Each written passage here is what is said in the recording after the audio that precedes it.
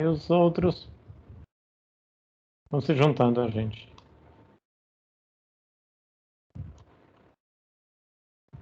Ok, já começamos a gravar. Então eu vou, assim, de cara, pessoal, projetar uma apresentação aqui, que é parte daqueles vídeos que eu já disponibilizei para vocês. E aí, gostaria de saber se vocês têm alguma dúvida, assim, de início, para a gente já tirar. E a gente pode ir evoluindo aqui com a aula em alguns pontos que eu queria tocar mais fortemente, tá certo? Claro que eu não vou passar toda a apresentação, porque já tenho as videoaulas, mas aí eu gostaria de começar pelas dúvidas que vocês têm e depois eu tocar em alguns pontos que eu acho, sim, importantes destacar. Professor, eu tenho dúvida em relação de coisa do projeto. Eu Tá, pergunto pois agora, é. deixa para depois. Isso é uma coisa que está me preocupando bastante, pessoal. É que vocês, nas aulas, só querem tirar dúvidas do projeto, sem terem estudado. Pelas conversas que eu estou. Por isso que eu provoquei assim, essa explanação. Porque pelas conversas que eu estou acompanhando naqueles canais de tirar dúvidas, as dúvidas são muito básicas, assim, de quem não acompanhou os vídeos. Entendeu, pessoal? E vocês já eram para ter passado por essa parte e parece que vocês são preocupados unicamente com o projeto. E não pode ser assim, entendeu? Quem se preocupa desse jeito vai fazer uma coisa muito pontual e vai faltar teoria. Na hora que precisar, não vai ter. Entendeu? Isso aí é uma coisa que está me preocupando. Parece que, aparentemente, eu não posso dar isso como verdade, mas aparentemente vocês não estão estudando adequadamente, porque pelo que eu estou acompanhando nos canais de tira dúvida, tá certo? Parece que vocês querem uma informação muito rapidinha, assim, pontual do projeto, resolver isso e tá tudo ok. E não é bem assim, tá certo? Eu gostaria só de pontuar e deixar isso registrado, tá? Mas pode perguntar. Tá certo, professor. Mas, Pode, assim, pelo menos a pode dúvida ficar à que eu tenho vontade. agora é algo mais específico, que é a questão Pode, da iluminação de emergência, que aí já não é o que certo. entra em aula, assim. Não, tudo bem, mas vai lá, vai em frente. Não, é porque a gente faz a divisão das cargas essenciais e não essenciais, certo? E aí vai ter a Certo. iluminação que vai ficar essencial, ligada ao gerador. Aí eu queria ter noção de como a gente faz essa disposição, de quanto de carga da iluminação vai ficar como essencial, se tem algo, se a gente tem mais critério para A fazer. primeira coisa que você tem que fazer, tá certo? É definir o que que é. É porque a dúvida agora, eu é que estou com dúvida. Eu não sei se a sua dúvida é com relação a iluminação de emergência especificamente ou carga de emergência, ou seja, aquela carga que vai entrar com a alimentação do gerador.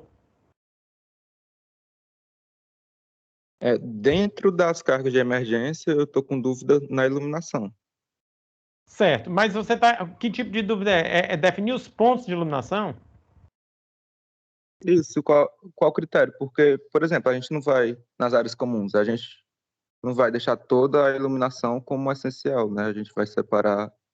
Eu queria ter uma certa noção. Por exemplo, na escada de emergência, eu não sei se eu preciso deixar tudo como essencial ou se eu posso deixar só uma lâmpada por pavimento. Porque no nosso luminotécnico tem três ou quatro lâmpadas em cada pavimento da escada. Certo. Aí, Você por tem exemplo, que, se eu posso você dar tem, só uma por vo- andar. tá. O que você tem que pensar, o que você precisa raciocinar é o seguinte: quanto mais cargas de emergência você seleciona para que seja acionada via gerador, mais caro fica o gerador, porque é maior carga que ele tem que suprir, tá certo? Então, emergência é o mínimo. Então, vamos lá. Você quer deixar como carga de emergência? Você tem lâmpadas na escadaria, tá certo? Eu não posso deixar a escada sem iluminação. Isso é um fato. Mas aí você tem que ver naquele dito pavimento, e isso daí vai se repetir em todos os andares, quanto de lâmpada eu tenho? Não, professor, eu tenho 4 pontos. Então, põe. Aí você vai ter que fazer um estudo. Eu não estou com a planta aqui, mas você tem que ter uma noção de distância entre elas, tá certo? Se deixar uma lâmpada é pouco, eu fico uma região de penumbra, ou uma lâmpada seria suficiente? Não, não é suficiente. Então, 2 lâmpadas, como mínimo. Tenho 3 pontos. Então, tenho 3 pontos de iluminação naquele pavimento onde eu tenho a escada, tá certo? Então, eu deixo um ponto.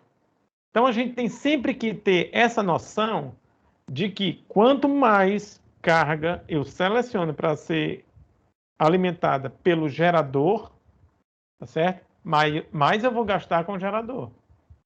Mas eu vou gastar na aquisição do gerador, porque é um gerador mais caro, instalação, porque é um gerador mais caro, e combustível. Tá certo? Se é um gerador a diesel, eu vou gastar mais combustível. Tá? Então, essas noções vocês têm que ter. Não, você aqui ninguém aqui é expert, nem eu sou expert, tá certo? Então, mas o que eu quero que vocês entendam é esse tipo de raciocínio, tá certo? Então, por exemplo, na escada você tem 3 pontos, então você deixa 1, certo? Não sei se você já chegou a dimensionar os pontos de luz, que potência você teria ali, se seriam, estou imaginando, 3 pontos, tá?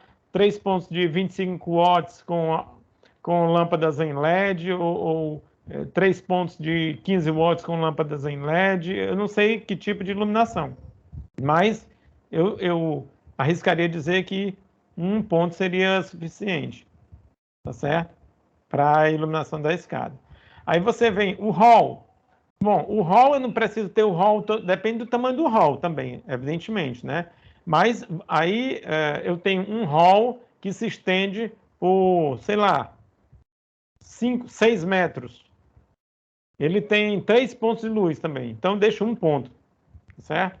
Então é esse tipo de coisa, eu tenho que trabalhar com cargas mínimas. Tá? Mas cargas mínimas onde eu também não deixe a desejar a segurança, sob o ponto de vista de eu ter uma penumbra e não enxergar direito. Tá? Então, são essas coisas que vocês têm que trabalhar.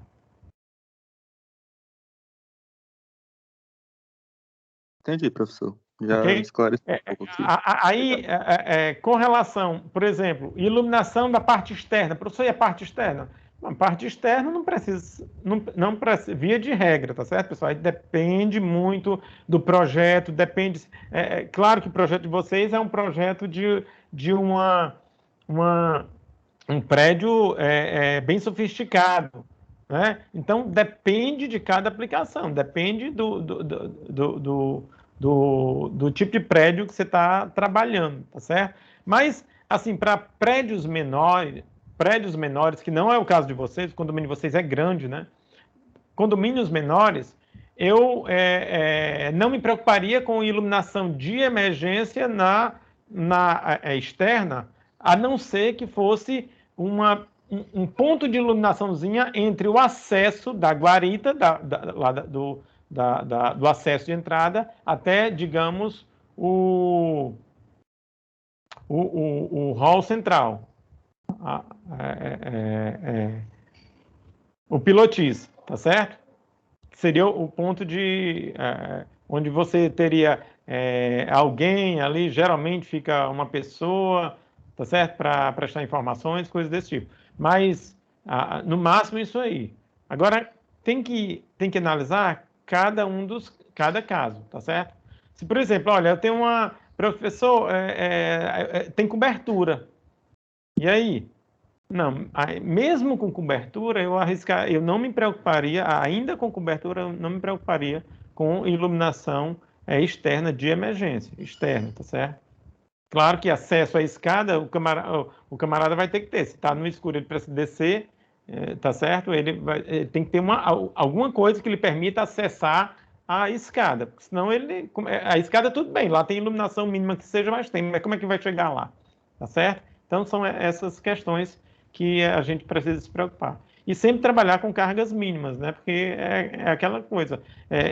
Vocês vão chegar a fazer essa consulta, né, de gerador, porque vai ter geração de emergência e tudo. Mas aí vocês não sei se vocês vão chegar a fazer cotação, e em alguns sites é disponibilizado valores, e aí vocês vão ver os valores da aquisição, né? Aí você tem aquisição, tem frete, tem instalação e tem manutenção e ainda tem o combustível. Então tem uma bagagem de custos que são inerentes e vêm de presente, né, a reboque com essa geração, tá certo? De background que vocês vão ter.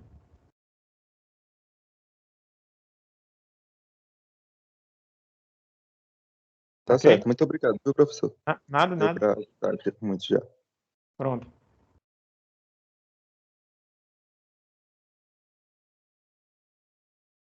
Mais alguma dúvida, pessoal? Então, pessoal, eu vou reforçar mais uma vez essa minha preocupação. Não me entendam mal. Isso aqui não é puxão de orelha, nem estou passando sermão em ninguém. É só uma preocupação que eu tenho com relação ao bom aprendizado de vocês, tá certo? Por favor, não queiram informações pontuais somente, não queiram. Vocês é, vocês têm que ter um sedimento, tá certo? Vocês têm que ter um aparato teórico. Vocês não podem ter só uma outra informação pontual aqui que serve só para resolver esse problema, esse projeto. Se você se deparar com outro, você vai ficar todo sem se encontrar, né? Totalmente perdido. Então, assistam lá os vídeos e tragam as dúvidas para a gente debater e assim poder construir o nosso aprendizado, tá certo? Mais adequado. Bom, tem alguns pontos aqui que eu resolvi destacar, tá certo, pessoal? Principalmente com relação à entrada de serviço, tá? Aqui a gente ainda está na ET 124, que diz respeito a unidades consumidoras individuais, tá? Uma casa, tá certo? Então, aqui o que nós temos, né? E aqui, unidades consumidoras individuais, ela não necessariamente é residencial, tá certo? Ela pode ser residencial, pode ser aqui uma oficina, pode ser uma clínica, um pequeno consultório médico, essas coisas, ok? Mas vamos para o caso residencial, não vai ter diferença. Então, aqui o padrão hoje é esse aqui, pessoal. Aqui eu tenho uma entrada aérea, tá certo? Então aqui nós temos, olha só, ramal de ligação, tá certo? Ramal de ligação. Aqui eu tenho um ponto de derivação, bem aqui. Aqui eu tenho um ramal de ligação. Esse ramal de ligação, pessoal, na verdade, são os condutores da rede elétrica da concessionária que saem das buchas do secundário do transformador, tá certo? Então aqui eu já recebo essa energia que vem através desses condutores, tá certo? Eu já tenho uma tensão monofásica, não, digo melhor, desculpa, eu já tenho uma baixa tensão, tá certo? Claro que o que sai das buchas do secundário do transformador, né? Eu estou tratando aqui de uma subestação aérea,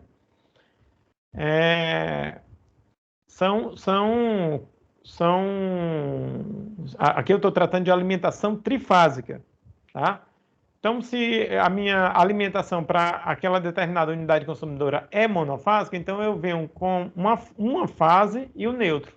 Se é trifásica, então eu chego com as 3 fases e o neutro, tá certo? Aí vai depender o que eu vou ter, tá certo? Isso aí, se a minha alimentação é monofásica ou trifásica, vai depender da potência instalada, como a gente vai discutir daqui a pouquinho.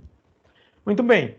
Então, aqui, novamente, o ramal de ligação, ele vem lá das buchas do secundário do transformador, ou seja, da subestação aérea.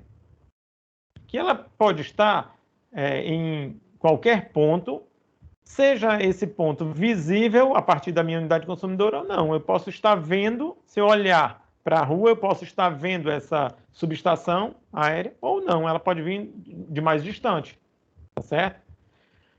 Bom, então, aqui o que nós temos? Olha só, padrão aqui, aparentemente monofásico, né? Eu tenho aqui o ramal de ligação, então aqui ele só está mostrando dois condutores, né? Aí aqui é o ponto, aqui é o ramal de ligação. Esse aqui é o ponto de derivação. Então, a partir daqui eu vou fazer a derivação da rede, no caso aqui, aérea da concessionária. Aqui eu continuo com o ramal de ligação, mas aqui é um ponto de derivação, como falei. Eu já estou direcionando esses condutores lá para o meu poste auxiliar, que ele recebe o nome de ponto de entrega. Esse poste aqui à direita, ele é um poste da concessionária, enquanto que o poste auxiliar é um poste da minha unidade consumidora. Eu vou pagar por ele, tá certo, pessoal? Então, esse poste aqui, ele é pago por mim, eu, dono proprietário desta unidade consumidora, tá? Então, ponto de entrega. Agora, olha só, olha como é que é o padrão atual. Eu desci com esses dois condutores, fase neutro, passei aqui, olha só, aqui, isso aqui é o poste auxiliar, aqui eu tenho umas fitas, tá certo? Eu vou entrar aqui no eletroduto, tá? Aqui tem umas fitas, umas braçadeiras para fazer essa amarração, essa fixação do eletroduto no poste. Em alguns casos de nylon, outras de aço, tá certo? Braçadeira de aço, tá? Ou fita de aço, ok? E aí, o que acontece? Aqui eu vou ter a minha caixa de medição / proteção. Tá tudo numa caixa só, certo? Essa caixa eu vou ter o medidor da concessionária e vou ter a minha proteção, o meu disjuntor geral, tá? De proteção. Eu preciso fazer um aterramento para esse medidor. Então, aqui eu tenho um sistema de aterramento através de hastes, certo? Sistema de aterramento através de hastes. E eu passei esses condutores aqui pelo medidor e esses condutores irão voltar, tá certo? Aqui por este mesmo eletroduto, tá? E eles vão compor agora o ramal de entrada. E é um ramal de entrada aéreo. Olha só, um ramal de entrada aéreo. Tá certo? Então, isso aqui é um ramal de entrada aéreo. Esse ramal de entrada, pessoal, ele vai entrar através aqui, ó. Aqui eu tenho uma bucha bem aqui, certo? Ele vai entrar através de um pontalete. Esse pontalete nada mais é do que um eletroduto, é de PVC isso aqui, tá certo?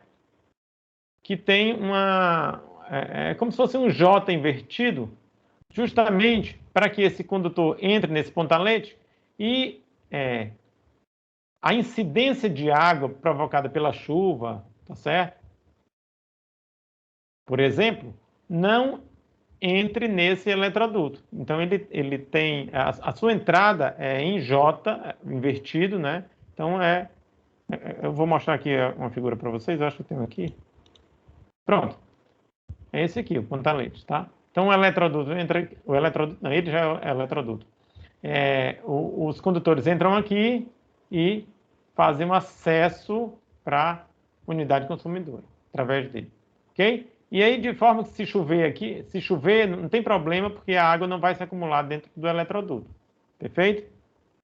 Então, seria isso aí. Entrei, aqui é um suporte, tá? entrei, e aí já vou direto, olha só, esses condutores já passaram pelo medidor e pela proteção geral. Aqui eu vou, agora eles vão encontrar dentro da minha unidade consumidora o quadro de distribuição principal. Se eu só tiver um quadro, vai ser só ele mesmo. Se eu tiver mais de um, então ele vai inicialmente para o quadro de distribuição principal, depois, a partir dali, irá migrar para os quadros auxiliares, aí dependendo do número de quadros que eu precisarei ter. Aí vem uma outra dúvida que eu queria ratificar aqui, tá certo? Eu vou ratificar o que já foi dito lá no canal de dúvidas, né? Foi respondido pelo Renato, foi uma dúvida aí de uma das equipes lá que o Renato coordena, vou chamar assim. Que ele perguntava, Renato, em todos os quadros eu preciso ter circuitos de reserva? Sim, em todos os quadros, pessoal. Se eu tiver 10 quadros de distribuição, em todos os 10 eu preciso ter circuitos de reserva, e o número de circuitos de reserva depende do número de circuitos ativos. Depois vocês olham lá na tabela da NBR 5410, eu acho que eu até já mostrei para vocês em aulas passadas, e aí vocês vão se deparar com esse número, tá certo? Muito bem. Aí vocês, mas tenham isso em mente, eu estou ratificando a informação que já foi prestada pelo Renato, que em todos os quadros de distribuição é necessário que você faça a previsão de circuitos reserva. Tá? Não tem conversa quanto a isso, a norma é bem clara. Professor? Muito bem. Oi, pois não. Aproveitando aí o assunto, não foi eu que fiz a pergunta, mas surgiu uma dúvida com relação aos circuitos reserva. Tá legal. No quarto, eu estou fazendo, por exemplo, o dimensionamento dos elevadores e o quadro do elevador teve uma carga bem considerável, né? Bem importante. Certo? Aí a potência do circuito reserva, assim, aproveitando o que o Renato falou, tem que ser especificado como se fosse da mesma potência da carga do elevador? Não. Não, né? Tá certo? Se você, e eu arrisco até dizer, se você, aí eu vou abrir uma exceção, já que você trouxe isso aqui, eu não iria falar, mas já que você trouxe, porque eu detesto exceção é só para confundir a cabeça da gente, principalmente a gente que está tendo o primeiro contato inicial. Eu arriscaria dizer que se você tem um quadro de distribuição só, se você tem outros motores, perfeito. Se você tem um quadro de distribuição só para elevadores, eu nem me preocuparia em colocar circuito reserva. Tá certo? Porque você não tem uma carga compatível, digamos assim. Agora, se você tem outros motores, eu deixaria. Tá certo? Eu deixaria, se você tem outros motores, eu deixaria numa potência adequada, uma potência baixa, a potência normalmente que você está empregando para os motores. Se for um quadro de distribuição somente de elevador, eu não me preocuparia com isso. Certo, essa exceção aí realmente confunde bastante, porque essa obrigatoriedade do circuito não faz sentido. Para mim não faz sentido. Para mim não faz sentido. Eu não tenho previsão de aumentar o número de elevadores, né? No prédio. Claro, se você for ter previsão, se você tiver um dia esta necessidade de aumentar, o que é muito pouco provável, mas vamos que seja necessário, a última coisa que você vai se preocupar é com o quadro de distribuição, até porque ele vai embora, aquele dali, ele vai ser trocado, tá certo? Então, não tem o que discutir, ele vai ser trocado e vai ser atualizado, a pessoa vai aproveitar, já que está fazendo um retrofit, e vai fazer um retrofit de verdade, tá certo? Então, eu não me preocuparia com circuito de reserva para o quadro, se esse quadro, insisto mais uma vez, for única e exclusivamente quadro de elevador. Tenho 3 elevadores, então tem um circuito, um quadro ali com circuitos individuais de cada um dos elevadores. Tenho 3 circuitos ali naquele quadro. Deixa os 3 e vai ser feliz. Não se preocupe com o resto, tá certo? Excelente. E agora no quadro de bombas aí já teria que considerar o circuito reserva. Eu colocaria, porque bombas é uma coisa que você pode ter a necessidade de ter a mais. Tá certo? Não, rapaz, eu vou precisar de uma bomba aqui e aí eu vou fazer um quadro só para ele, vou fazer uma quebradeira danada. Se eu tivesse alguma coisa já prevendo ali, seria melhor. Então, com relação à bomba, eu me preocuparia, tá certo? Deixaria, seguindo a recomendação da NBS 5410, tá certo? Eu não me recordo agora a tabela qual é, mais rapidinho vocês acessam lá. E a potência média que você está utilizando. Professor, eu estou utilizando aqui quadros de 2 CV. Ótimo. Então, deixa um circuito de 2 CV lá, bonitinho. Quer dizer, eu estou dizendo 1, porque eu estou dizendo o mínimo, né? Mas, sei lá, é pouco provável. Geralmente você tem ali 3 ou 4 bombas. Deixa lá mais um circuitinho. Respeitando, estou dizendo 1, mas vocês têm que olhar lá na tabela, tá certo? Da 5410. Deixa um circuitinho a mais, com a mesma potência, e aí você não vai ter problema. Se, porventura, o que não é raro, tá certo? Você tiver necessidade de a instalação de uma bomba a mais para algo mais específico, tá certo? E aí você já não vai sofrer com isso aí. Já vai estar prontinho lá, direitinho, inclusive com o disjuntor, é só correr para o abraço. Excelente, professor. Obrigado. Beleza. Bom, então, pessoal, aqui eu vou chamar a atenção, eu quero que vocês prestem bem atenção em 2 pontos que eu vou tratar com vocês aqui, porque são pontos que geralmente são pontos onde se faz bastante confusão, tá certo? Observem que esse padrão de entrada aqui é um padrão de entrada aéreo, tá certo? Padrão de entrada aéreo, tá? Outra coisa que eu quero chamar a atenção é esse aterramento aqui. É feito através de um sistema de hastes, tá certo? Onde a norma, ela te recomenda o tipo de haste que você tem que colocar aqui, certo? O tipo de haste que você tem que colocar. Muito bem. Mas eu queria chamar a atenção a esta questão aqui. Só para que vocês lembrem daqui a pouquinho. Padrão de entrada aéreo. Entrada, ramal de entrada, entrando na unidade consumidora de forma aérea. Eu vou passar para a outra figura, que é igualzinha, tá certo? Ramal de ligação, aqui o posto da concessionária, que aqui seria o ponto de derivação. Ramal de ligação, tá certo? Novamente, aqui eu fiz a derivação. Aqui, vocês estão vendo? Olha só, aqui já é trifásico, tá? Desci aqui é o ponto de entrega, um posto auxiliar que é sob minhas expensas, eu que vou pagar. Caixinha, ó, a caixa aqui, medição barra proteção. Essa caixa eu também pago. Pessoal, tem um monte de coisa que a gente paga quando a gente faz o pedido, quando a gente concebe uma nova unidade consumidora e faz o pedido de previsão de carga, né? Tá certo? Então, ou a solicitação de ligação da carga, né? Então, aqui, essa caixinha também é uma delas, tá certo? Então, toda essa parte de fixação, tá certo? Parte mecânica, aterramento, tudo aí quem custeia é o proprietário desta unidade consumidora. Muito bem. Vocês estão vendo que o poste auxiliar ele fica no limite da via pública, né? Olha, isso aqui é o muro da unidade consumidora. O muro ele fica aqui por fora, no limite da via pública, calçada, o que é o passeio. Calçada, pista, calçada, tá? Então, o limite da via pública. A norma é bem clara, onde ela diz que o local onde deve estar este poste auxiliar. Vocês vão ver que quando vocês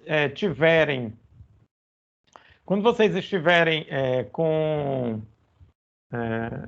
aqui, acho que talvez nessa disciplina, não muito mais corriqueiramente na próxima, mas quando vocês estiverem com o poste,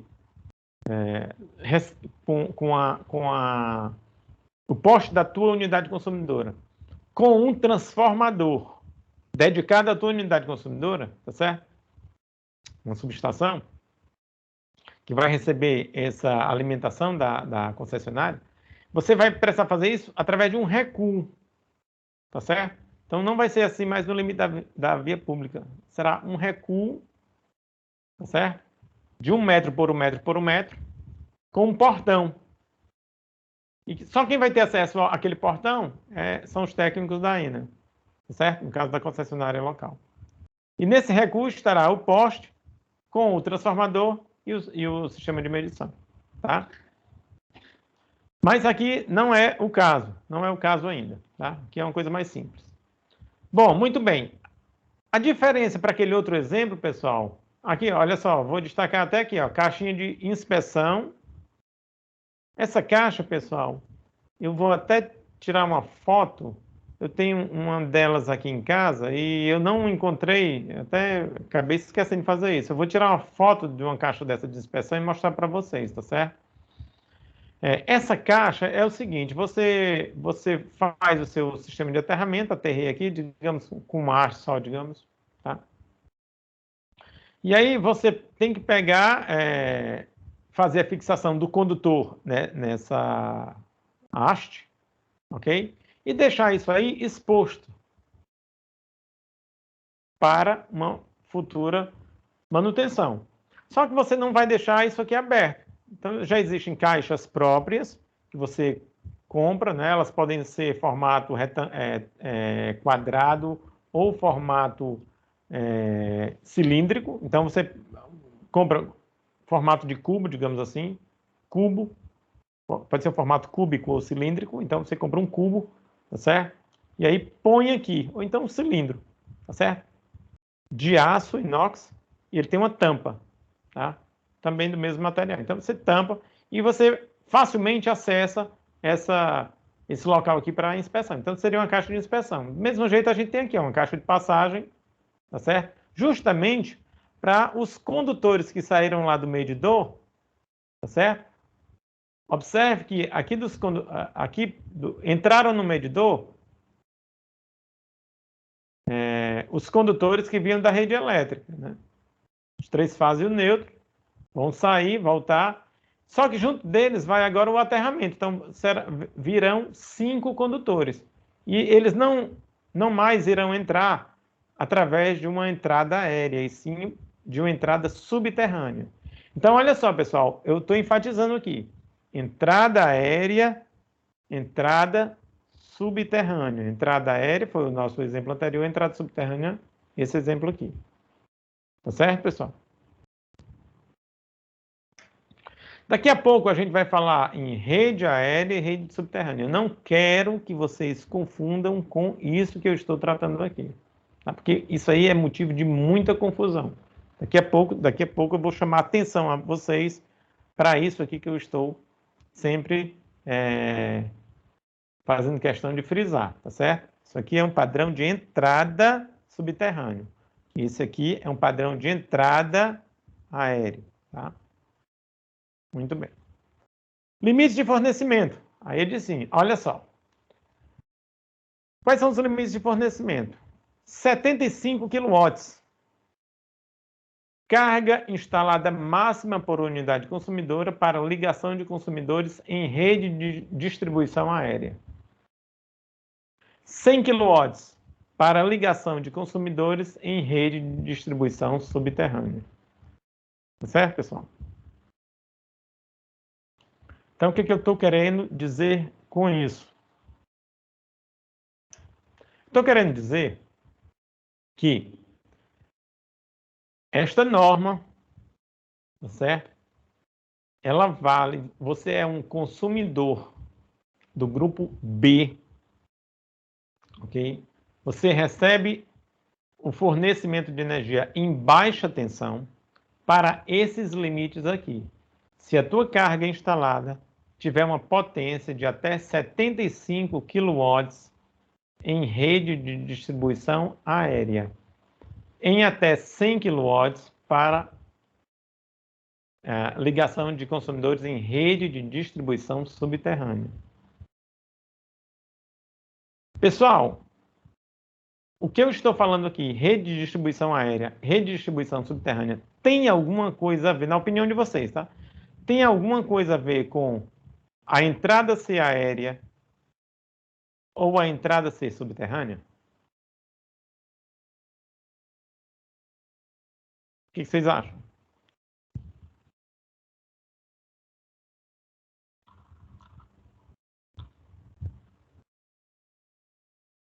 Eu acho que sim, porque talvez uma rede de distribuição aérea não consiga suprir uma entrada subterrânea. Mas, por exemplo, olhando para cá, você acha que a rede de distribuição aqui é aérea ou subterrânea? A rede de distribuição aérea, né? Essa daqui? Sim.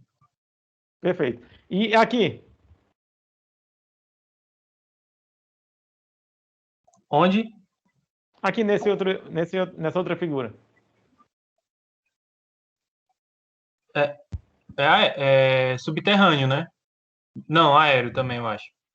Ah, essa daqui, olha só. Então, pessoal, é isso que eu queria tocar, tá certo? Quando ele fala rede de distribuição aérea, é a rede da concessionária, não é o padrão de entrada, não, entendeu? Rede de distribuição subterrânea. Então, olha só, isso aqui é rede de distribuição aérea, olha só. A rede de distribuição da concessionária é aérea. O padrão de entrada, aéreo.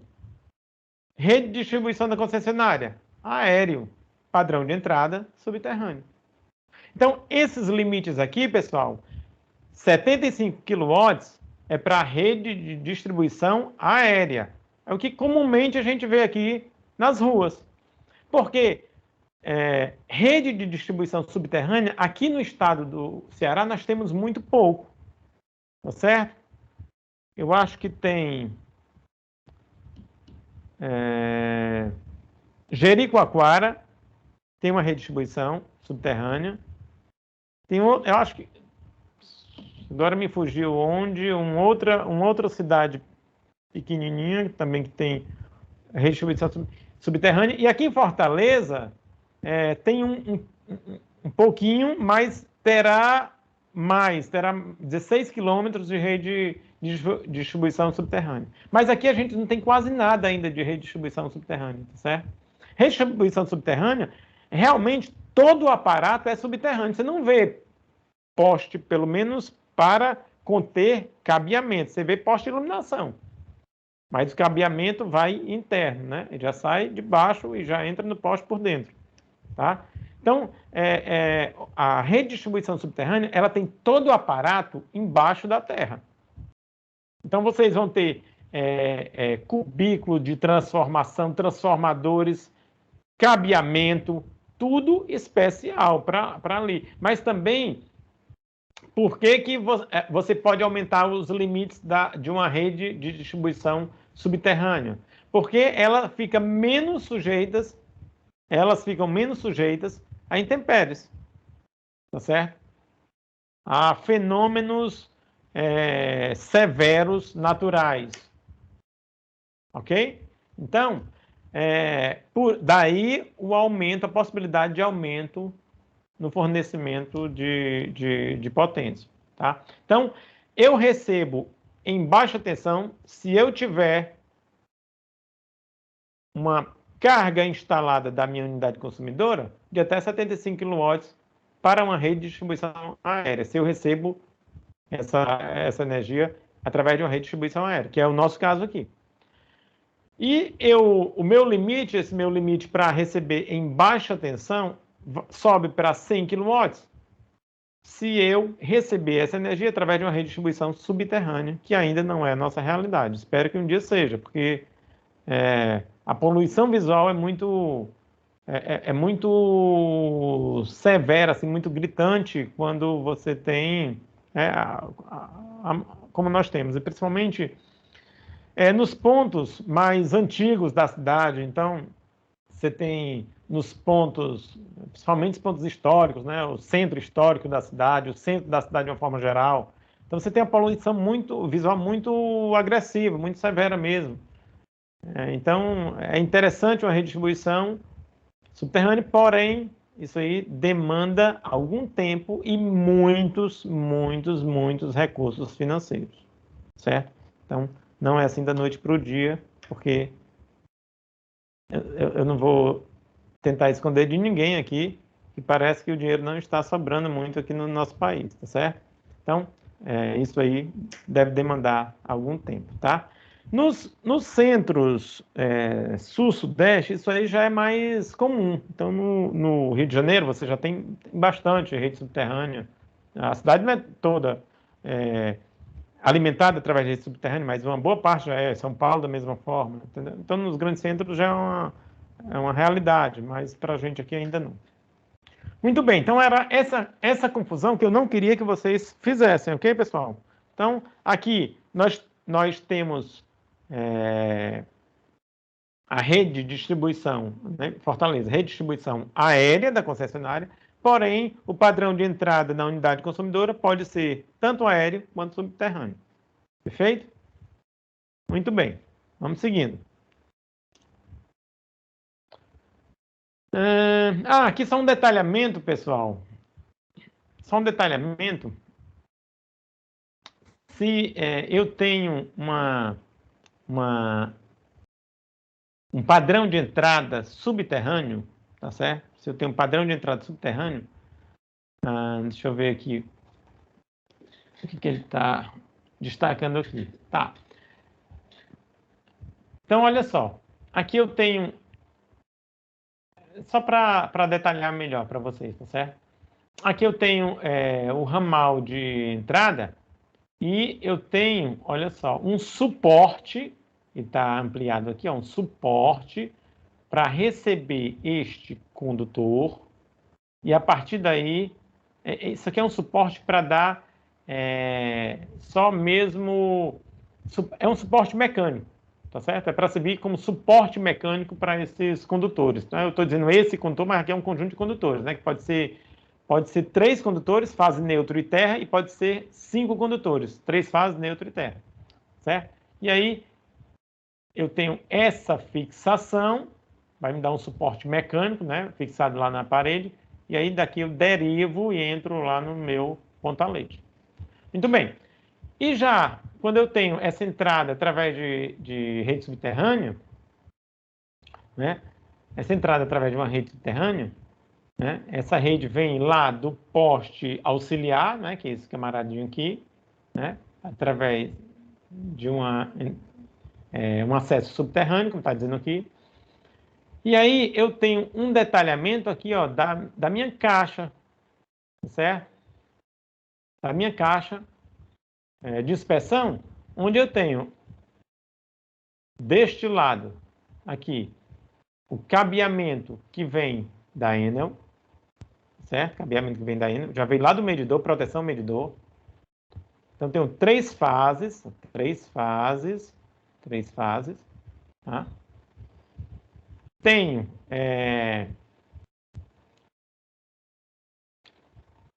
esses disjuntores aqui, tá? Pode ser um disjuntor trifásico. Tenho aqui a saída, ele está pintando em cores distintas, tá? Vermelho, preto e lilás. Não pode ser azul, porque o azul já é destinado ao neutro. Observem, pessoal, que esse verdinho aqui é o aterramento que eu concebi. Esse aqui, ó, é o aterramento que eu fiz, tá? Ele vem para cá, lá da caixa de inspeção dele, eu já puxo ele através da canaleta subterrânea para cá, para esse barramento. E o neutro que vem da concessionária vai ficar também nesse barramento. Então, eu aterrei o neutro. E a partir desse barramento, eu já saio com um condutor de neutro, independente, e um condutor de proteção independente, certo? Então, o esquema aqui é aquele esquema, certo? Com condutores de proteção e condutores de neutro independentes, porque existem esquemas de aterramento onde a proteção e o neutro eles compartilham o mesmo condutor. Não é o nosso carro. O padrão Enel é esse aqui, certo? Padrão da concessionária local. E aí, aqui, daqui em diante, pessoal, eu já vou lá para o meu quadro de distribuição principal e fica tudo certo. Ok? Então, aqui é só para detalhar esse arranjo aqui para vocês. Muito bem, vamos seguindo. Aí ele diz, olha, então como é que a gente vai dividir se o fornecimento para você vai ser monofásico, bifásico ou trifásico. Então, ele vai fazer o seguinte. Então, se eu vou falar só de rede aérea, viu, pessoal? Vou deixar o subterrâneo. O subterrâneo vai estar sempre destacado aqui em vermelho. Eu fiz questão de fazer isso para ficar bem didático e chamar a atenção de vocês. Eu não vou falar do subterrâneo porque aqui não é a nossa realidade, tá certo? Então, eu vou tratar mais dos números, até para ficar no sangue de vocês, já na veia, tá certo? Os números que a gente precisa ter como limite na nossa cabeça para distinguir se uma alimentação vai ser monofásica, bifásica ou trifásica. Então, até 10 kW de potência instalada, alimentação monofásica. Então, uma fase e um neutro. Então, tensão entre fase e neutro, 220 volts, como é o nosso caso. E o que eu posso ter de cargas individuais mais pesadas, por assim dizer, de maior potência? Ela também legisla sobre isso, essa norma, tá certo? Então, olha só. Motor com potência individual até 3 CVs. Eu tenho esse asterisco aqui, pessoal, porque isso aqui vale para capital. Se eu estou na mesma situação, certo? Na mesma situação, potência instalada até 10 kW em rede aérea, alimentação em fase neutro, se eu estou na zona rural, essa potência pode subir até para 5 CV. Tá? Então, motor com potência individual até 3 CVs. Não sei se eu falei, acho que eu falei 3 kW, mas nada a ver, pessoal. Motor com potência individual até 3 CVs, se você está na capital. Se está na zona rural, até 5 CVs, certo? Bom, aí depois não tem mais asterisco. Então, eu vou ter aparelho com potência individual de até 5 kW. Esse aparelho, ele não define o que é. Pode ser qualquer um com potência de até 5 kW. Máquina de solda, tá certo? A transformador com potência de até 2 kVA. E aparelho de raio-x com potência de até 4 kVA, tá certo? 4 kVA.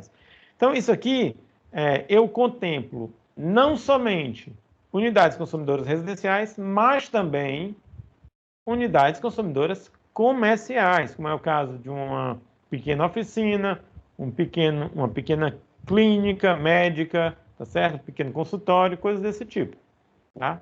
Então, consigo ter, mesmo sendo alimentado em baixa tensão, em alimentação monofásica, eu consigo ter ainda todas essas cargas de potências mais elevadas, tá ok? Para frente. Isso aqui é aquela observação que eu já tinha feito para vocês lá, em áreas rurais. Ligação bifásica agora, esse 10 kW vai subir para 20. Então, se a minha potência instalada é de até 20 kW, tá certo? Então, eu vou receber a minha alimentação em 2 fases e neutro. Tensão entre fases 380, tensão fase neutro 220 volts. E eu posso ligar também esses 4 tipos de cargas individuais de maior potência, tá? Então, motor monofásico com potência individual até 5 CVs, certo? Quando eu digo monofásico, pessoal, é porque ele vai ser alimentado ou por fase neutro ou então por 2 fases, tá certo? Ele pode ser alimentado até em 380. A bobina dele vai ter 2 pontos para eu conectar. Ou eu conecto fase e neutro, ou então eu conecto fase e fase. Se eu conectar fase neutra, alimentação em 220, fase 380. Perfeito? Pronto. Aparelho com potência individual de até 8, ao invés de 4, eu tenho 8, alimentado fase. Máquina de solda, transformador, com potência de até 6 kVA, que foi dobrando tudo, né? E aparelho de raio-x com potência de até 8 kVA, certo? Tudo em 380, porque é alimentação fase. Tá? Não posso ter essas cargas. E, finalmente, a alimentação trifásica. Aí a trifásica sobe até aquele limite que eu falei lá para vocês no início. Olha só. 75 kW, que é o máximo que eu posso ter Isso em rede aérea. Subterrânea, 100 kW, como a gente já tinha apontado. Isso aqui é o máximo que eu posso ter, pessoal, para receber alimentação em baixa tensão. Se eu ultrapassar isso aqui, não tem conversa, eu vou ter que receber em média tensão, tá? A norma já é outra. É T125, ok? É T124, trata de baixa tensão. É T126 também, porém é T124, trata de unidades consumidoras individuais, enquanto que é T126, que é outro nome que a gente vai ver, trata de prédio de múltiplas unidades consumidoras, como é o caso do projeto de vocês. Muito bem, vamos seguindo. Isso aqui vai servir, tudo isso aqui que eu estou falando não é balela, tá certo, pessoal? Você diz, não, professor, mas aqui a gente não vai nem fazer projeto de uma unidade simples. É claro que vai, vocês vão fazer projeto de cada departamentozinho daquele, vão ser iguais, né? Então você vai fazer um projeto, então é preciso vocês terem essa noção. Muito bem. E aqui eu vou, mais uma vez, subir um pouco mais aqueles limites lá daqueles 4 tipos de cargas, que não vão mudar, tá certo? Motor trifásico, eu falei o negócio, a norma já me fez mentir, mudou uma delas, tá? Já estou apontando aqui para vocês. Então, olha só, motor trifásico com potência individual de até 30 CV. 30 CVs agora, 30. Não é pouca coisa, é uma potência bem considerável, né? Aparelho trifásico, antigamente era resistivo, né? Era tudo em quilowatts. Agora é não resistivo, com potência individual de até 20 kVA. Máquina de solda transformador trifásico, né? Potência até 15, e aparelho de raio-x trifásico com potência até 20 kVA. Então, é isso aí que eu consigo ter, pessoal, em termos de instalação de equipamentos que demandam maior potência, em termos de instalações nas unidades consumidoras. Certo? É isso aí. Claro, mais uma vez enfatizando que isso aqui não vai servir, por exemplo, lá para o condomínio. A gente vai lançar mão de uma outra norma, tá certo? Para a gente ver as cargas do condomínio, tá? Isso aqui só serve para a unidade consumidora individual. Bom, observação. Nas instalações de canteiros de obras com equipamentos de cargas pulsantes, tais como bate-estaca, elevador de carga, betoneira, grua, equipamento similar, cuja potência individual ultrapassa 10 CVs, deve ser alimentado através de transformador particular através da rede de média tensão. Então, isso aqui é porque vocês já sabem, né, bem, que tanto a norma, a NBR 5410, quanto essa daqui, também vai servir para canteiros de obras, tá certo? O canteiro de obras está amparado por essas duas normas. Então, ele já vai dizendo, se você tem esse tipo de carga aqui muito pesada, que causa um distúrbio absurdo para o sistema, porque isso aqui são cargas pulsantes, um correntaço. Toda vez que você liga uma grua, aqui é só equipamento pesado, né? Tudo aqui é tipo de bate-estaca.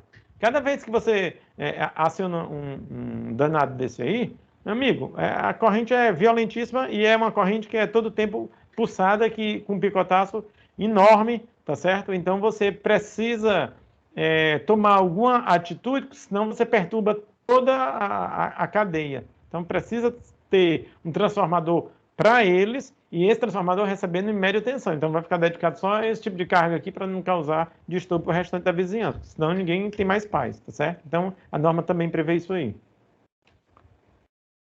Aqui é só um desenho bem, uma figura, na verdade, bem chula, sobre os tipos de... as derivações, né? Aqui você está vendo aqui, o suporte de fixação, então você vem aqui com cabeamento, né? Faz a derivação. E você tem monofásico, fase neutro, 2 fases neutro, 3 fases neutro, tá? Então, e entrando aqui no ponta-leite. Esse padrão aqui é antigo, tá? Mas é só para que vocês tenham essa noção aqui de como são feitas essas coisas, apesar dessa figura aí. Bom, as tensões nominais que são usuais no Brasil são essas, tá certo, pessoal? Então, sistemas trifásicos a 3 ou 4 condutores e sistemas monofásicos a 2 ou 3 condutores, tá certo? chama sistemas monofásicos a 2 ou 3 condutores. Tá? Quando ele fala sistema monofásico a 2 ou 3 condutores, geralmente o sistema monofásico a 2 condutores, fase neutra, né? Mas você pode ter fase neutro. Tá certo? Professor, isso não configura um sistema bifásico? Depende de onde você está enxergando. Porque se você não tem carga entre as fases, todas as cargas são distribuídas entre fase neutro de uma linha e a outra linha para o neutro, então a linha 1 para o neutro e a linha 2 para o neutro, então tem fase e neutro sempre. Então é um sistema monofásico a 3 fios. Tá? Muito bem. Desde que você não tenha ligação fase-fase. Tá? Então a gente tem todas essas tensões aqui, tá certo? Envolvidas. A nossa, essa daqui, como a gente bem já sabe, né? 220, 380 é o que manda aqui para a gente, tá? Muito embora, às vezes, pessoal, é necessário... Desculpa aí, pessoal, a garganta está falhando. Então, às vezes, é necessário você ter algum transformador para fazer uma transformação para 440 volts, porque em alguns casos você tem alguns motores industriais que operam com essa tensão, tá certo? 440 e 660. Então, aí você precisa de um transformador dentro da sua unidade de consumidor, mas isso aqui eu estou falando mais de padrão industrial, evidentemente, né? Então, dentro da sua unidade de consumidor, você tem outros transformadores dedicados só para fazer essa conversão e alimentar essas cargas bem específicas, né? Eu vou passar isso aqui, pedido de liberação de carga, e aí a gente vai... Deixa eu ver se tem outra coisa mais... deixa eu ver o que temos aqui.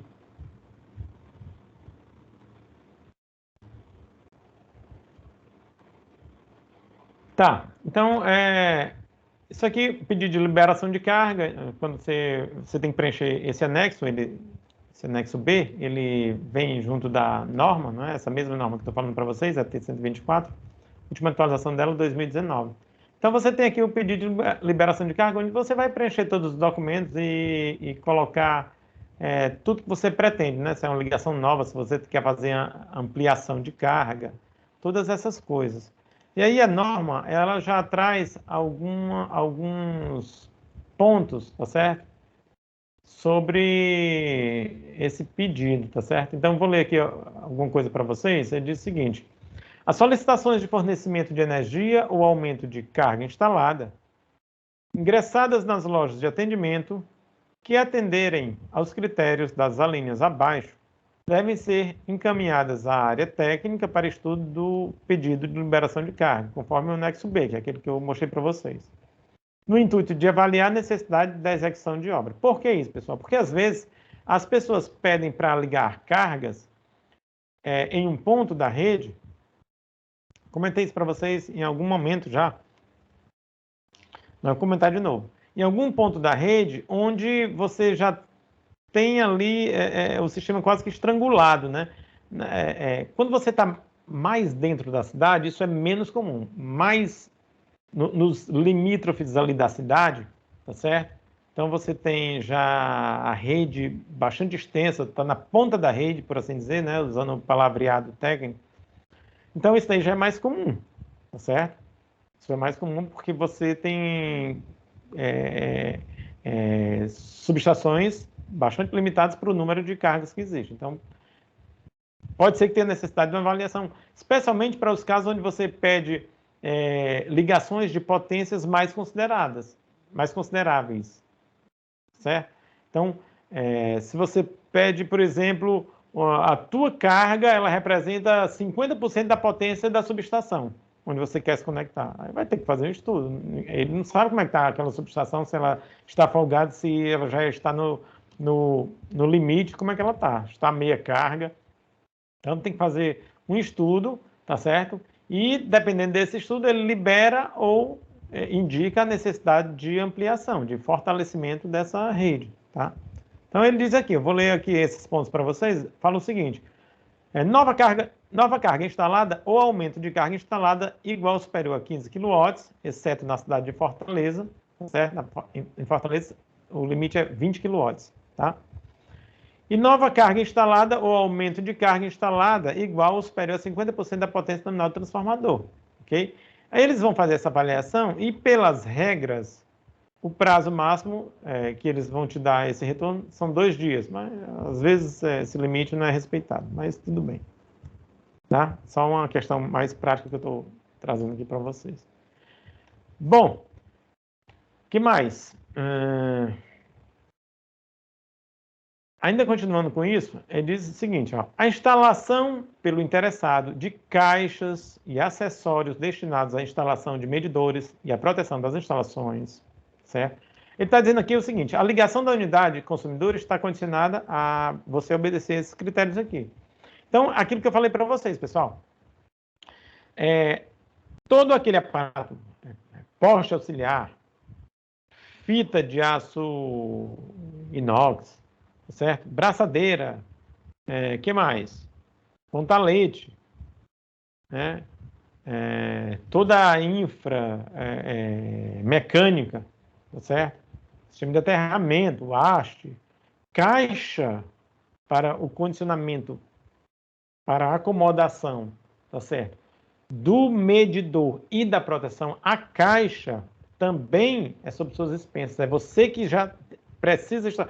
Quando o pedido de liberação de carga ou de ligação da carga é aprovado, a equipe ela vai lá na tua unidade consumidora com um medidorzinho debaixo do braço. Se a caixa não estiver lá, eles voltam e a próxima vez você paga a visita, quando a sua unidade estiver pronta. Você está atestando, não foi ninguém lá, não foi um fiscal, mas você está atestando que já está tudo em ordem. Você chegou lá, a caixinha não está lá, bonitinha, e a caixinha não pode ser qualquer caixa, pessoal. A caixa no padrão da Enel, da concessionária local. A concessionária, ela tem um montão de normas só de equipamentos, tá certo? Que ela trabalha. E um desses equipamentos, por assim dizer, né? Na verdade não chega a ser um equipamento com a definição de equipamento que a gente está acostumado, mas são esses padrões de caixas para acomodação de elementos, né? No caso aí, para o medidor. Então, essa caixa de medidor, ela tem as dimensões tudo direitinho, e existem empresas, tá certo? Homologadas pela própria concessionária que fazem essas caixas, elas têm a homologação da concessionária, então você pode comprar diretamente essas empresas e fazer a instalação bonitinho. O fato é que quando ela chegar lá, já tem que estar tudo pronto. Outra coisa, o aterramento também tem que estar pronto. Se não tiver aterramento, ela volta da mesma forma. Ela não vai expor o equipamento dela, no caso o medidor, sem uma proteção, porque senão ele pode queimar. Queimando tem alguns problemas. Primeiro, ela deixa de faturar, obviamente. Para ela não deixar de faturar muito tempo, ela vem e troca. Mas essa troca, esse medidor vai para o laboratório. Vai querer saber o que foi problema técnico, porque é assim, o medidor, ele está lá na sua unidade consumidora sob regime de comodato, ou seja, você está utilizando, mas não é seu. O que acontecer com ele vai ser avaliado em um laboratório específico, especializado, já que trabalha para a Enel. O laboratório do próprio fabricante, né? Então, o laboratório vai dizer, olha, isso aqui foi mau uso, ou tentaram violar isso aqui, tá? Então, e aí vai ser aberto um processo, e etc e tal. Bom, para resumo da ópera, se houve um problema no medidor, ela vai fazer a troca, e foi constatado que foi mau uso, então ela vai cobrar, né, esse medidor da unidade consumidora, e essa conta já vem na própria conta de energia, e não tem como você escapar. Muito bem. Então, tem que estar tudo de acordo com as normas da ABNT e com as normas do padrão da concessionária local, no caso, a Enel, tá certo? O que mais? O que nós temos mais aqui para... tem um ponto aqui que eu queria levantar para vocês, que é o seguinte. As instalações consumidoras supridas por 2 ou 3 fases devem ter a sua carga distribuída o mais uniformemente possível entre as mesmas, tá certo, pessoal? Para não dar aquele famoso desbalanço de carga. Ele vai dar, de fato, mas quanto mais a gente tentar minimizar isso, melhor, tá certo? Porque o desbalanço da minha unidade consumidora juntando com o desbalanço da sua, com o desbalanço do colega, com o desbalanço de uma outra pessoa, vai formando tantos desbalanços, que isso aí acaba impactando na qualidade de energia da subestação, da própria concessionária, né? Assim, mais proximamente a gente, né? A qualidade da energia, assim, a primeira instância, por assim dizer, a qualidade da energia da própria subestação que está fornecendo energia para a gente. Então, eu ajudei a provocar o desbalanço, esse desbalanço causou desbalanço de tensão, esse desbalanço de tensão está me alimentando. Aí já fica o cachorro correndo atrás do rabo, aquele negócio, né? Realimentação positiva. Realimentação positiva geralmente dá problema, tá certo? Então, vamos lá. O fator de potência médio mensal deve ser superior ou igual a 0,92. Isso aí é um critério que vem lá da resolução 414 de 2010 da ENA, tá certo? Essa 414, ela já foi, eu mostrei aqui algumas vezes, ela já foi atualizada. Então, a última versão é de 2017. Eu vou até eu tirei até um trecho para colocar aqui, dessa última versão. Aí diz, olha, caso o fator de potência seja inferior a 0,92, o consumidor deve providenciar a sua correção sob pena de pagar multas previstas na legislação em vigor. Aí eu vou trazer aqui o artigo 76, e tem um parágrafo único desse artigo, certo? Para confrontar uma norma federal e uma norma de cunho estadual. Claro que essa norma aqui ela vale em 3 estados, né? Goiás, Rio de Janeiro e aqui, no Ceará. Apesar de que a Enel também está em São Paulo, mas parece que ela continuou a priori com a norma antiga, lá que era da Eletropaulo. Não sei se vai migrar para essa daqui depois. Por enquanto, essa norma é T124, ela vale nesses 3 estados. Tá? Bom, fazendo as devidas adequações, evidentemente, né? Porque aqui a gente trabalha com tensões diferentes, por exemplo, do Rio de Janeiro. Mas o que prescreve a Resolução Normativa 414, né, de 2010, com a última atualização em 2017. Artigo 76. O fator de potência da unidade consumidora, para fins de cobrança, deve ser verificado pela distribuidora por meio de medição permanente, de forma obrigatória para o grupo A. Nós fazemos parte do grupo B. Grupo A é quem recebe energia em média tensão.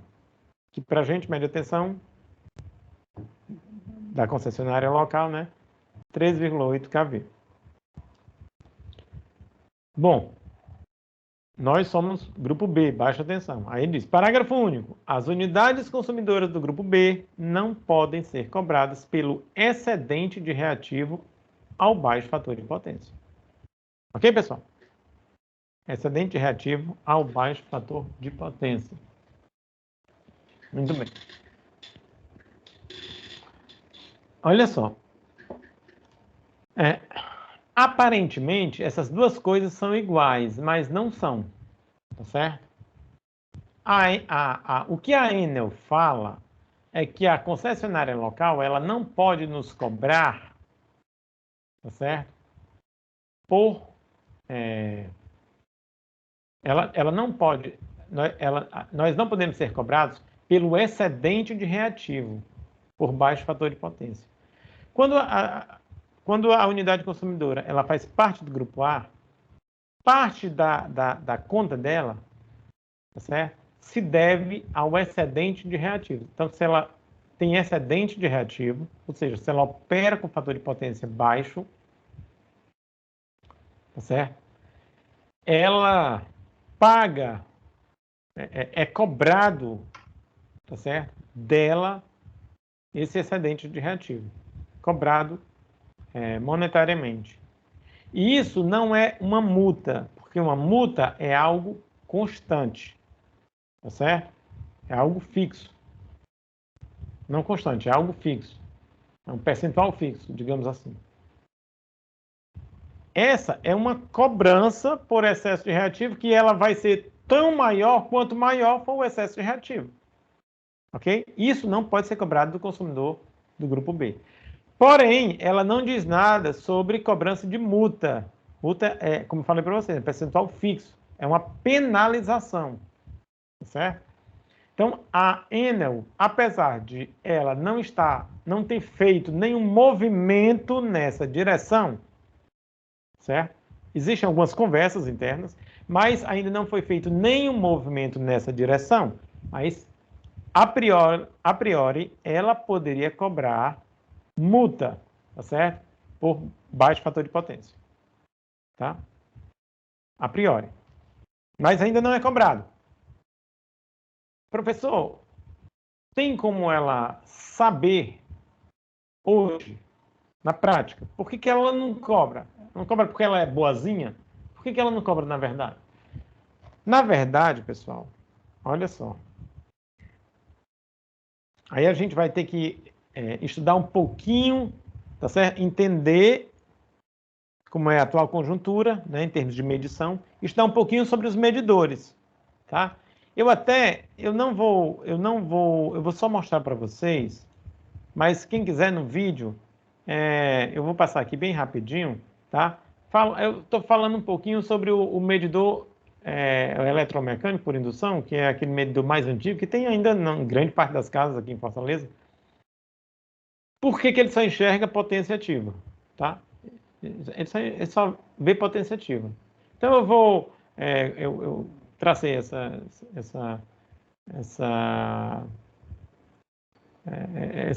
esse modelamento aqui, essa modelagem matemática, tá? A partir de tensão e corrente, eu tratei de um caso monofásico, mas para ficar mais didático. Aí falei um pouquinho também do campo magnético provocado pela bobina de potência. O medidor tem duas bobinas, né? Uma de potencial e uma de corrente, né? E aí ele confronta, esses dois campos, eles são gerados, né? Eles são gerados, né, através da passagem de corrente de tensão e estabelecimento de tensão e passagem de corrente nas bobinas. Eles são gerados dois campos e a interação deles, o produto vetorial desses dois vetores, desses dois campos magnéticos, origina o torque, que faz o movimento do famoso disco, né? Então tem um disco lá, um disco metálico e tal, fica girando, né? E aí eu vou erguendo aqui toda a matemática da coisa, achei uma figurinha ali, tudo direitinho, de forma que eu mostro no final das contas, aqui no frigir dos ovos, olha, o torque, que é torque causado por esses dois campos magnéticos, ele é proporcional à potência ativa, V igual sendo θ. Então ele só enxerga potência ativa, pessoal, não tem conversa, ele não enxerga outro tipo de potência. O medidor, aquele antigão, a disco, só enxerga potência ativa, tá? Como é que a Enel vai cobrar baixo fator de potência da minha residência, ela só enxerga potência ativa? Não tem como, né? Não tem como. Aí você diz, professor, mas tem os outros medidores, esses mais novos, especialmente os digitais, né? Os eletrônicos processados, recebem várias nomenclaturas, né? Esses que estão sendo colocados agora nas unidades que têm geração distribuída, né? Eu tenho lá os meus painéis solares fotovoltaicos, então tem que colocar um medidor para ele atuar em dois quadrantes. Então eu tenho uma tensão estabelecida, ele atua em dois quadrantes. Tensão, vou dizer que isso aqui é o vetor tensão, então ele atua num sentido de corrente e no outro sentido de corrente. Então, nesse sentido de corrente, com essa tensão aqui estabelecida, eu tenho um quadrante, no sentido contrário, eu tenho um segundo quadrante. Então, ele atua em dois quadrantes. Mas continua sem enxergar reativo, só enxerga ativo. Ativo que eu estou demandando da rede, ativo que eu estou gerando a partir do meu sistema. Ah, professor, tem os medidores de 4 quadrantes, que além disso, eles enxergam também o reativo. Você tem toda a razão, tem, só que são bem caros e até onde eu sei, a concessionária não está disposta a... seria um investimento altíssimo, né? Instalar esses medidores por aí afora. Então, ao que se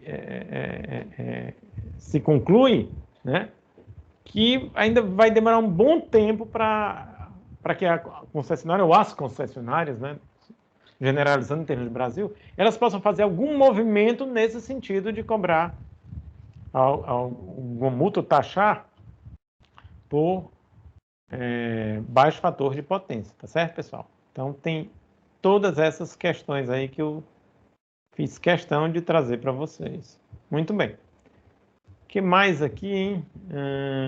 Alguma pergunta, pessoal, antes de mais nada?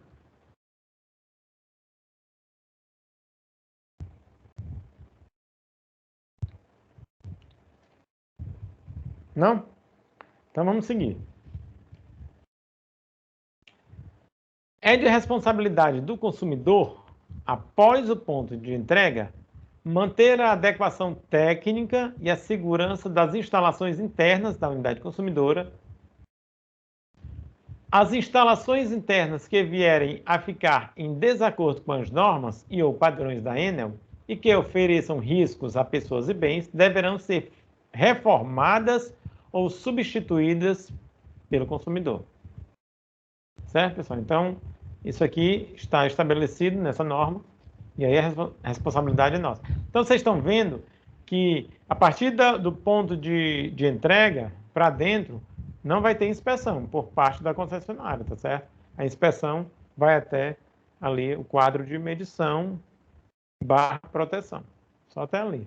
Fez a inspeção, viu que está tudo ok. Instalou o medidor, meia volta, vou ver e dá no pé, certo? Isso aí estou falando por parte da concessionária. Não vai entrar na tua instalação para inspecionar nada. Isso aí é responsabilidade do proprietário, do consumidor. Agora, evidentemente, quando acontece algum problema, tá certo? Aí existirão vários organismos, tá? Especialmente se esse problema ganha proporções maiores, então vão aparecer vários organismos que eles mesmos se encarregarão de abrir uma sindicância, um processo, aí vai chamar o CREA, entendeu? Corpo de bombeiros, o que deveria ter, o que deveria não ter, o que foi que houve, o que aconteceu e tal. Então, vai se abrir um processo e, no final das contas, se houver responsáveis, né? Se tiver sido uma falha técnica, se houver responsáveis, eles serão eles responderão no rigor da lei, com rigor da lei, tá certo? Em tudo que a lei prevê. Tá? É aquele caso que aconteceu sei lá, 2 anos atrás, talvez, 19, com aquele prédio que caiu aqui na cidade, e foram fazer uma reforma ali mais totalmente ligada à construção civil, né? Mas é algo desse tipo, né? Ele não tinha uma inspeção nenhuma, né? Então, o camarada começou a fazer o trabalho, começou a fazer o trabalho dele e foi mexer em estruturas que não podia e o negócio veio abaixo. Bom,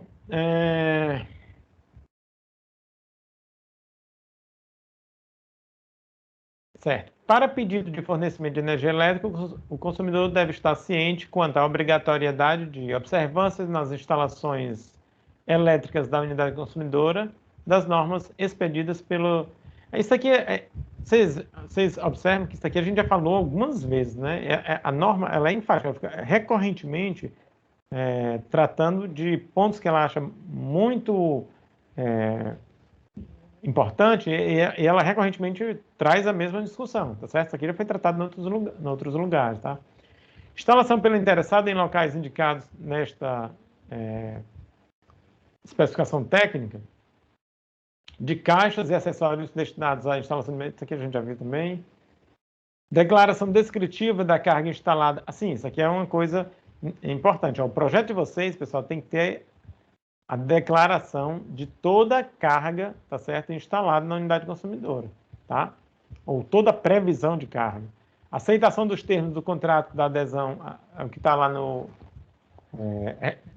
aceitação dos termos do contrato de adesão pelo consumidor responsável por unidade consumidora do grupo B, certo? Isso aqui é uma questão contratual com a concessionária local. Informações referentes à natureza da atividade desenvolvida na unidade consumidora, finalidade da utilização da energia elétrica, necessidade de comunicar eventuais alterações supervenientes. Isso aqui tudo, pessoal, precisa constar também no projeto de vocês, tá certo? Então, o memorial descritivo de vocês precisa conter essas informações, tá? Caso de vocês está bem fácil, porque vocês já sabem a que se destina a obra, né? Alguns pontos bem relevantes com relação, pessoal, à ligação de motores, né?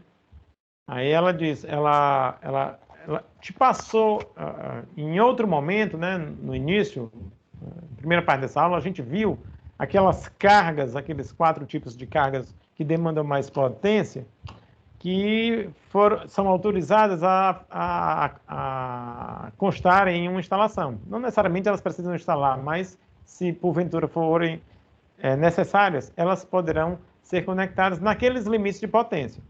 Pois bem, aí tem os motores, né? O motor é uma carga à parte, porque ele tem... é uma carga que ele tem uma certa dinâmica, certo? Você liga, por exemplo, um banco resistivo na energia, a dinâmica dele praticamente não existe, né? Você tem a tensão vai estabelecer, a corrente também, a resistência não vai mudar praticamente. Mas quando você tem um motor e você conecta no sistema e liga esse motor, vai acontecer uma dinâmica, né? Então, esse motor vai ser alimentado, a corrente dele vai aumentar, tá certo? Depois ela cai. A partir do momento que o campo magnético, tá certo? Ou que os campos eles são estabelecidos, né? Ou seja, o motor se magnetiza, ele está apto a trabalhar como motor, então a corrente cai e se ele tiver sem carga, ela fica praticamente no valor da corrente de magnetização. Varia ali 25% mais ou menos para o motor de indução trifásico, né? Rotor gaiola de esquilo, mais ou menos 25% lá da carga nominal, corrente nominal. Muito bem, mas isso causa uma dinâmica no sistema. Esse correntão que eu falei do início, né, essa corrente de partida que pode chegar a 8 vezes o valor da corrente nominal, pode causar inclusive um afundamento na tensão, dependendo da severidade, dependendo da potência do motor. Então você não pode ligar esse motor de qualquer jeito. Então ela traz aqui um quadro onde ela diz, olha, eu te dei os limites de potência, agora como você vai ligar, quem vai dizer sou eu, certo? Então se eu estou trabalhando com um rotor em gaiola de esquilo, né, em rotor curto-circuitado, né, um motor de indução trifásica, ou uma máquina síncrona, você pode utilizar um método de partida direta para até 5 CV, certo? Passou de 5 CV já não pode. Aí você pode utilizar uma chave estrela triângulo ou série paralela. Até 10 CVs. Tá? Passou de 10 CVs, aí até 30 CVs, você só pode utilizar estrela triângulo, mas aqui ela tem que ser automática, não pode ser manual. Série paralela também é automática, não pode ser manual, como o segundo caso, ou chave compensadora. Certo? Professor, quer dizer que eu não posso utilizar outros mecanismos? Claro que pode, certo? Claro que você pode. Você pode utilizar o que você pode utilizar? Pode utilizar um inversor de frequência, lógico, um driver excelente, onde você vai alimentar através de um inversor, ele vai praticamente você não vai ter esse picotaço, porque ele vai alimentar em rampa, então essa tensão ela vai ser estabelecida não instantaneamente, mas em rampa, saindo do zero até um valor nominal. Essa inclinação da rampa, desde a tensão zero até a tensão nominal, você é quem diz. Você é quem diz em quanto tempo você quer estabelecer a tensão nominal. Então é tudo de bom, só que é uma solução cara. Certo? Então, O soft starter, como é conhecido, né? Ou o inversor de frequência, é uma solução cara. Tá certo? E você tem outros mecanismos também, tá? Para utilizar. Mas eu destacaria esses aí. Então, a norma, ela traz essas soluções aqui para que vocês possam fazer a partir desse motor. Se for o rotor bobinado, né? Que é um motor também de indução trifásico, porém, o rotor dele não está conectado em gaiola de esquilo. As conexões, os terminais são abertos. Então, você tem acesso aos terminais do rotor. Aí você pode partir conexão direta até 5 CV, ou pode partir com reostato até 30 CV. Esse reostato nada mais é que um resistor variável que você coloca nos enrolamentos do rotor. E aí você controla essa corrente de partida. Aí fica bacana também. Mas são soluções mais antigas, tá certo, pessoal? Isso aqui. Essa norma precisa de uma certa, nesse ponto aqui, de uma certa atualização. Tem coisa muito melhor no mercado, né? Bom, aí ele vai falar agora sobre alguns pontos, aqui mais para a gente encerrar nossa aula, que já está aqui 3h35 já, certo? E aí a gente continua. Quarta-feira, pessoal, eu vou fazer questão de ministrar aula na quarta e na sexta para a gente dar uma boa adiantada nesses pontos, sempre destacando os pontos que eu acho bem relevantes, tá? Então ele diz, olha, a chave estrela-triângulo, né? As tensões do motor que permitam a ligação com chave estrela-triângulo 660-380. A chave estrela-triângulo só poderá ser utilizada quando a tensão da rede coincidir com a tensão de placa em triângulo. Certo? Então, por isso que ele fala aqui, ó. A tensão da rede sempre tem que coincidir com a... Olha só, ele diz, a chave estrela-triângulo só poderá ser utilizada quando a tensão da rede coincidir com a tensão da placa em triângulo. A tensão da placa em triângulo que ele está se referindo é a tensão da placa do motor. Tá certo? Porque se essa tensão não coincide, pessoal, certo?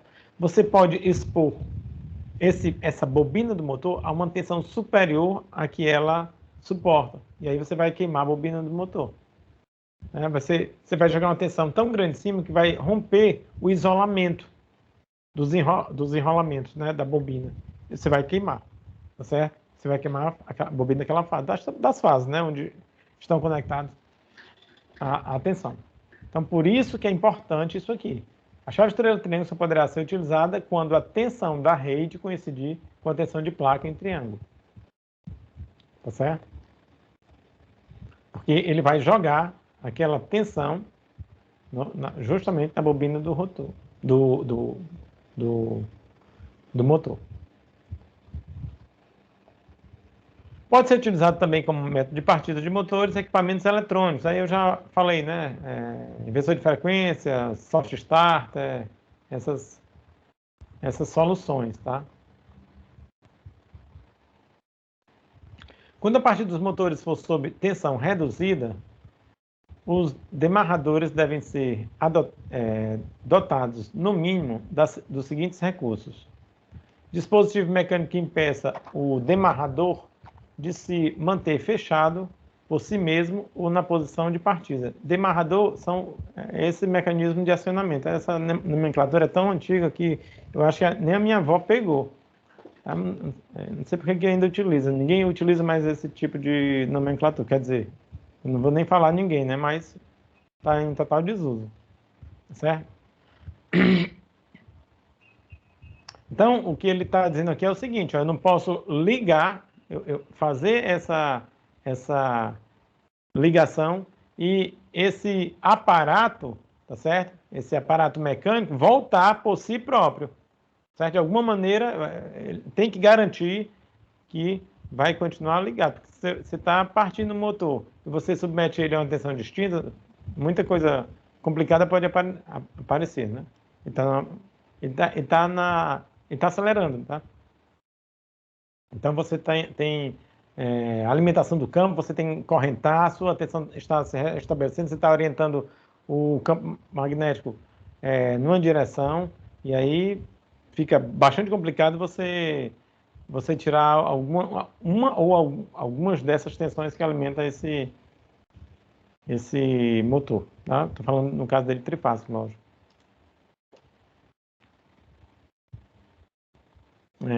Eu acho que eu vou passar mais isso aqui. Deixa eu ver se tem coisa que eu gostaria de tratar com vocês ainda nessa aula.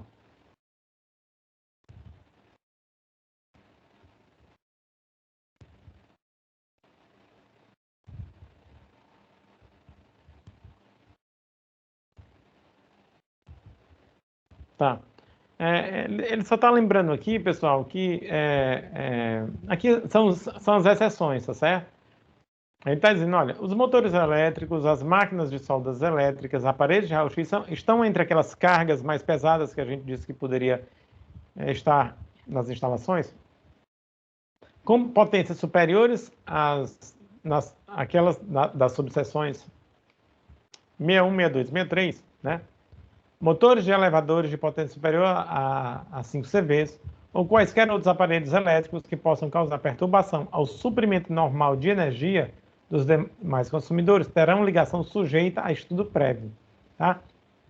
Então, saiu daquelas potências que a gente falou, você pode até fazer uma solicitação à concessionária, mas ela vai fazer estudo e vai ver se a subestação dela não vai sofrer com isso. Porque se for sofrer, tá certo?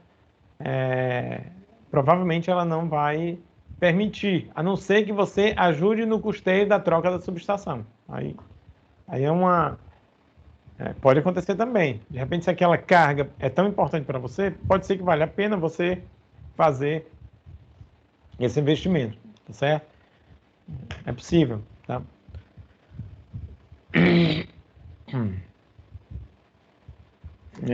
Esses daqui todos são condições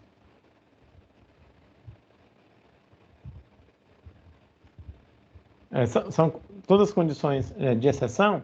Eu vou só fazer essa observação aqui, porque eu acho que ela é importante. No caso da instalação de mais de um aparelho de raio-x ou máquina de solda numa mesma unidade consumidora, o limite deve ser equivalente à potência demandada pelos mesmos, calculado da seguinte modo, olha só. Para aparelho de raio-x, 100% da potência do maior aparelho, 70% da potência dos aparelhos que trabalham ao mesmo tempo. Certo? Então, esse aqui é o cálculo da demanda. 100% da potência do maior aparelho, 70% da potência dos aparelhos que trabalham ao mesmo tempo. Para o caso da demanda para máquinas de solda, 100% da potência do maior aparelho, 70% do segundo maior, 40% do terceiro, 20% da soma das potências dos demais aparelhos. Considerar a potência como sendo a potência de curto-circuito, né, das máquinas de solda. Certo? Então, esse aqui eu achei interessante, porque a própria norma ela já te diz como é que se deve calcular a demanda no caso de você ter mais de um aparelho de raio-x. Mas lembrando que esses aparelhos aqui, eles têm a potência inferior àqueles limites lá que eu falei para vocês, tá certo? São potências inferiores. Aí você calcula dessa maneira aqui, tá? Do jeito que ele falou aqui. Tanto as máquinas quanto os aparelhos de raio-x. Deixa eu ver aqui o que mais.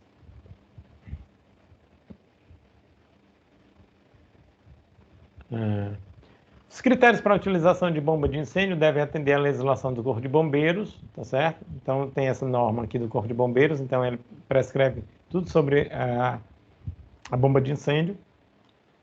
Quando na unidade consumidora houver bomba de incêndio, o conjunto motor-bomba deve ser ligado necessariamente derivando da entrada da unidade consumidora antes da chave geral e após a medição. Isso aqui eu também já tinha tratado com vocês.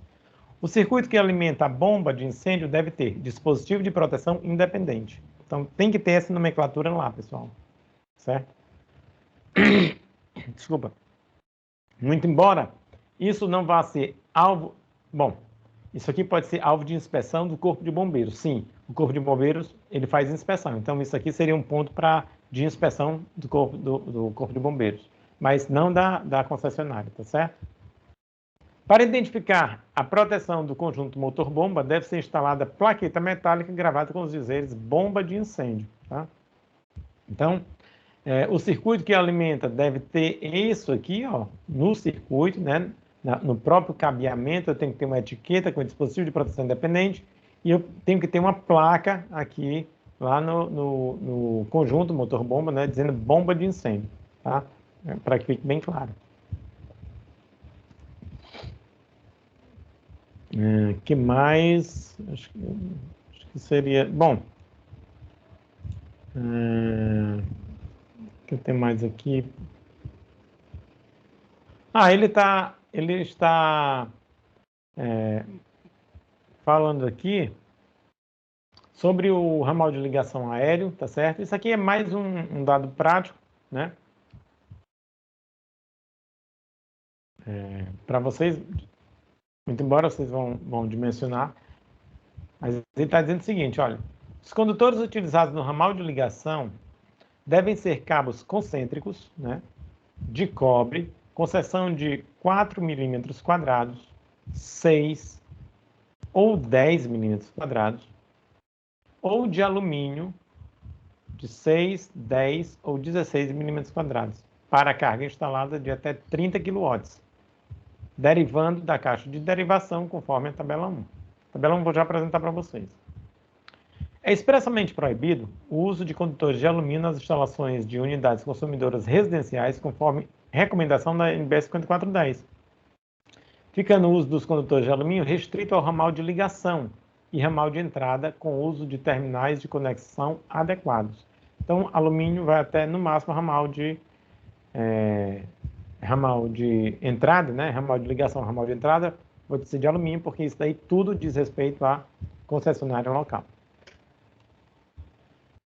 E ela vai fazer as devidas conexões, né? Porque são conexões especiais. Se botar alumínio com qualquer outro metal, vai ver o processo da eletrólise vai corroer muito mais rápido, vai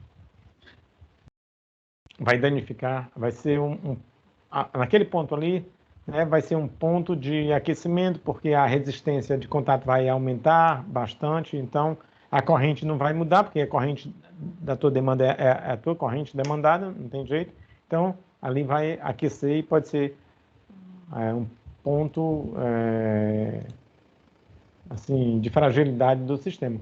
A tabela 10 que ele fala, pessoal, é essa daqui, olha. Unidades consumidoras conectadas à rede aérea de distribuição. Se a unidade consumidora ela não quiser fazer muitos cálculos, né?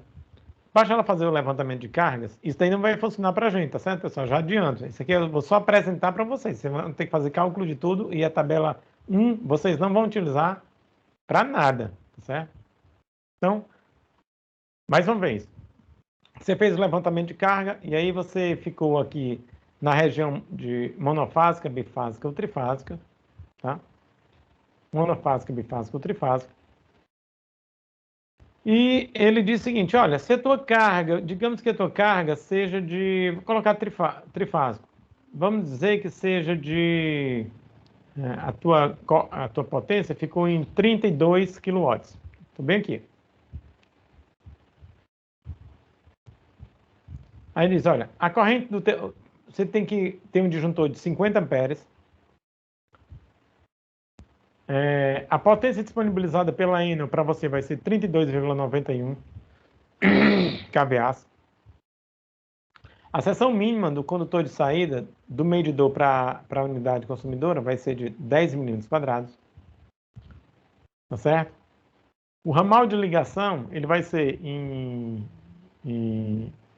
através de um cabo concêntrico. Se ele for de cobre, ele vai ser de 16, de alumínio também. Tá certo?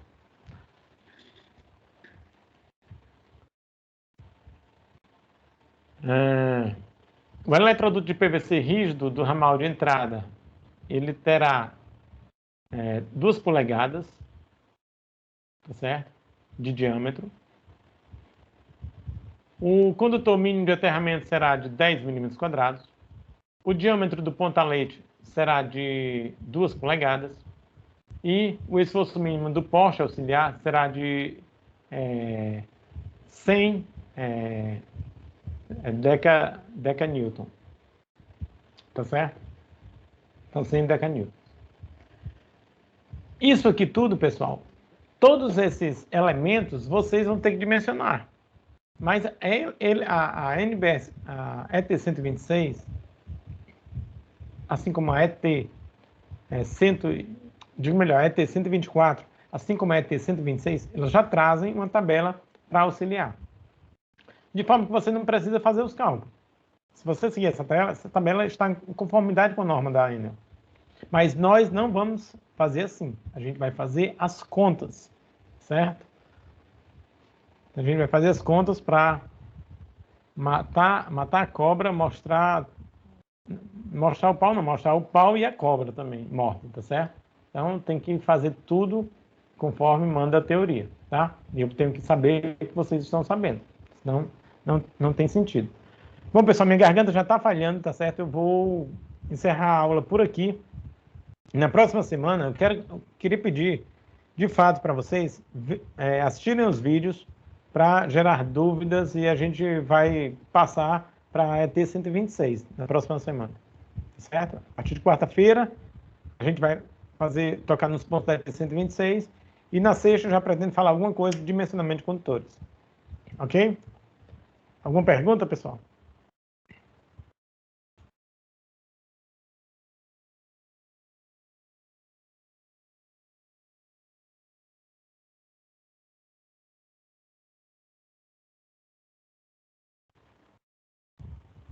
Nenhuma pergunta?